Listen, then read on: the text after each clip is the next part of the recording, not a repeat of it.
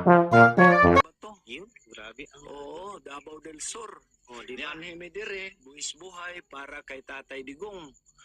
Unya, gumikan po dadto kay nagingon po si Ma'am Hanilit sa una, hilak-hilak siya nga. Salamat sa inyong presensya nga naa mo, nagbantay mo. Unya karon gikalit lang mig papahawa. Oo, si Ma'am Hanilit mismo nagingon.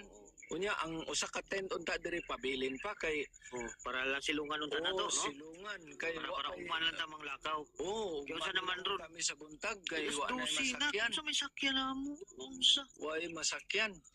Manang naalang may diri karon. Tapos ipatawagan pa tag pulis kay ipada O kung di daw may mohawa, ipapulis pag yun mi. So, Ang magay sige, nagkuhan og problema namo, service, no? nga volunteer man lang mi para kay Tatay Digong. Nangita man lang mi og hustisya para kay nakausap Tatay. yun.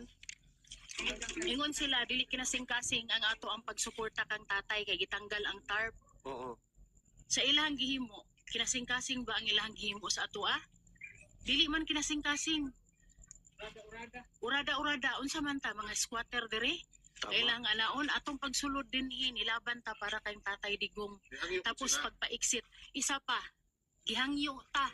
Gigunitan pa nako ang liter ni Ma'am Hanilit.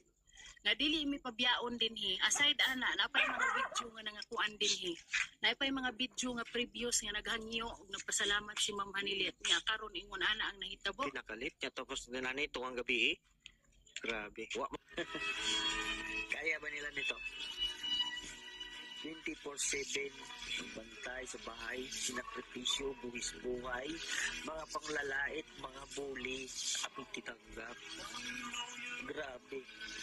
Hindi nila nakita.